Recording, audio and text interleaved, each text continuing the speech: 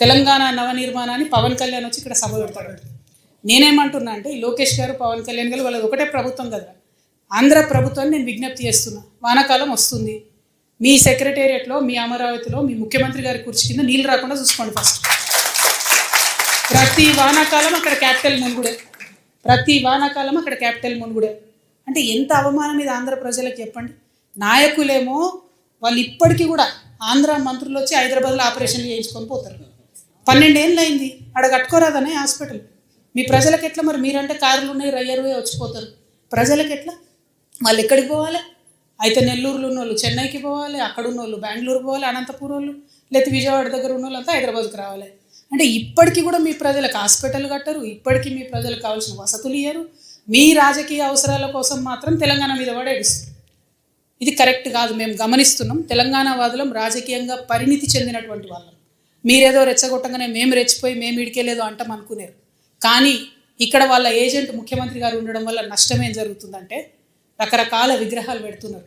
నేను ముందే చెప్పిన, నేనైతే పాత నాయకులంతా మంచిదని కాదు. ఇట్లనే మీరు ఊకే చేసిండ్రంటే మేము ఖచ్చితంగా అధికారంలోకి వస్తాం. అన్ని విగ్రహాలు బిడ్డ పలగొట్ట ఆంధ్రాకి పార్సల్ చేస్తాం. నేనైతే అంత ఓపిక మంత్రాలని కాదు, అంత విశాల హృదయం లేదు నాకు. ఎందుకు ఈ మాట చెప్తా ఉన్నా అంటే రావచ్చు పోవచ్చు, రొయ్యలు అమ్ముకోవచ్చు, రావచ్చు పోవచ్చు, షూటింగ్లు చేసుకోవచ్చు, రావచ్చు పోవచ్చు, సినిమాలు తీసుకోవచ్చు. వ్యాపారవేత్తలకైతే ఎర్ర చివాచి వేసి వెల్కమ్ చేస్తారు.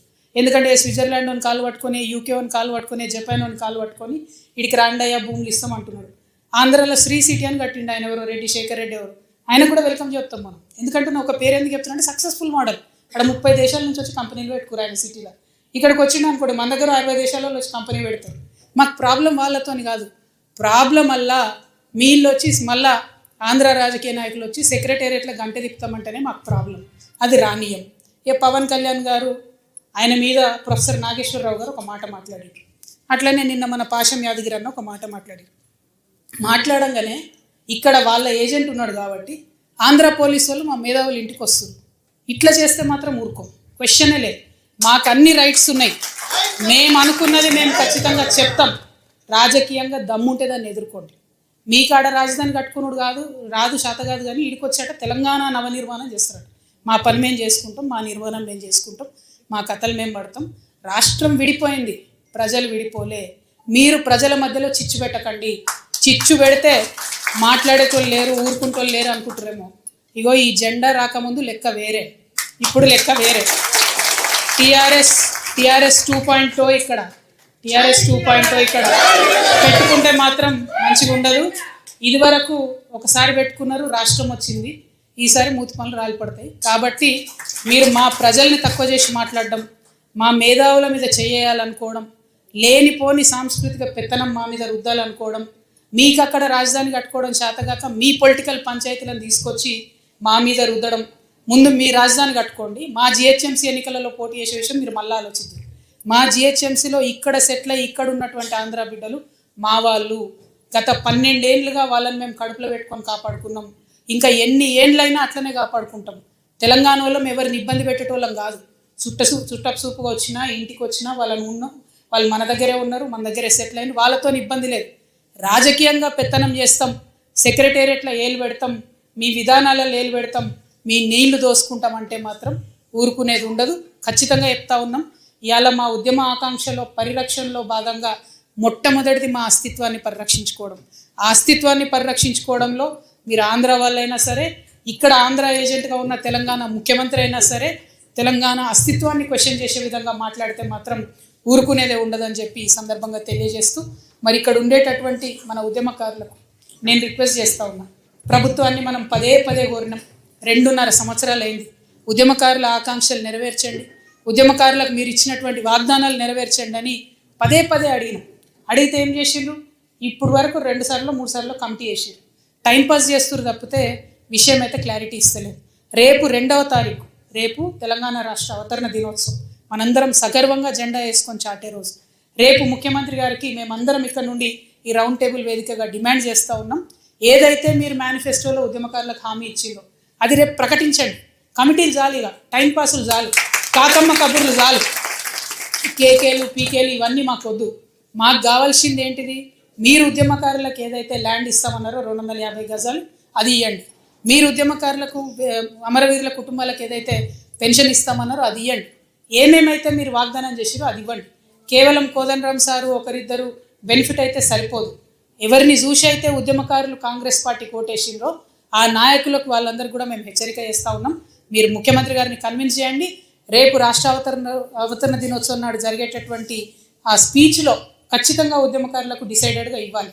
లేకుంటే ఇదివరకే అనుకున్నాం మేము భూముల ఆక్రమణ చేసుకుంటామని. ఇవాళ వాస్తవానికి ప్రభుత్వ భూమిని ఆక్రమించుకునే కార్యక్రమం ఉండే. కానీ తెలంగాణ వాదులందరికీ కూడా ఈ ఆంధ్రోలు చేస్తున్నటువంటి కన్ఫ్యూజన్ని సవివరంగా వివరించాల్సినటువంటి అవసరం ఉండే కాబట్టి ఆ ప్రోగ్రామ్ని రౌండ్ టేబుల్కి మార్చుకోవడం జరిగింది. ఎందుకంటే మనం ఆగం కావద్దు. లోకేష్ బాబు నేను ఎక్స్పాండ్ చేస్తాను కానీ ఇదేం సామ్రాజ్యం కాదు, ఎక్స్పాన్షన్ కుదరదు.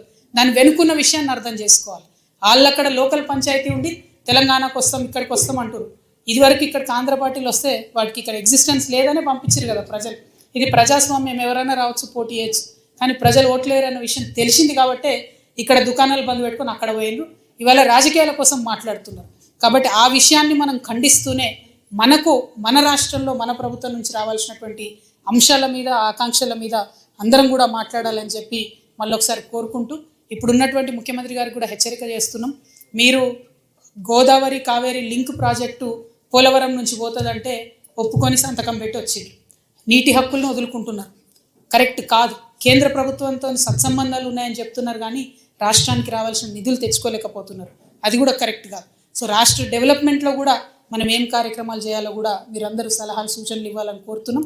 ఎందుకంటే టీఆర్ఎస్ పార్టీ పెట్టిన రోజు చెప్పినాం 5 అంశాల మీద మేము ఫోకస్ చేస్తూ ఉన్నాం. పాంచజన్యం అనేటటువంటి అంశాలతో ముందుకు పోతున్నాం. తెలంగాణ ప్రజలందరికీ ఉచిత విద్య రావాలి, ఉచిత వైద్యం రావాలి, మన వ్యవసాయంలో రైతే రాజు అనేటటువంటిది ఒక నినాదం కాదు, విధానం కావాలి. అదేవిధంగా యువకులందరికీ కూడా 2 లక్షల నుంచి 20 కోట్ల రూపాయల వరకు రుణాలు ఇవ్వాలి. అన్నిటికన్నా ఎక్కువ మనందరం కలలు కన్నటువంటి సామాజిక తెలంగాణ నిజం చేసుకోవాలి. సబ్బండ వర్గాలకు పాలనలో ప్రాతినిధ్యం రావాలి. ఈ అంశాలన్నింటినీ ముందుకు తీసుకొని వెళ్తూ ఉన్నాం కాబట్టి ఖచ్చితంగా రాష్ట్రం తెచ్చుకున్నటువంటి వాళ్ళమే ఇక్కడ అందరం కూడా ఉన్నాం. రాష్ట్రాన్ని ఎట్లా డెవలప్ చేసుకోవాలి, దానికోసం మన పాత్ర ఏముండాలి, ఇప్పుడున్న ప్రభుత్వాన్ని ఎట్లా నిలదీయాలి, ఆంధ్ర ప్రభుత్వం యొక్క కుట్రలను ఎట్లా ఛేదించాలి, అన్ని అంశాల మీద సవివరంగా మాట్లాడి సూచనలు ఇవ్వాల్సిందిగా పెద్దలందరినీ కూడా కోరుతూ మీ దగ్గర సెలవు తీసుకుంటున్నాను.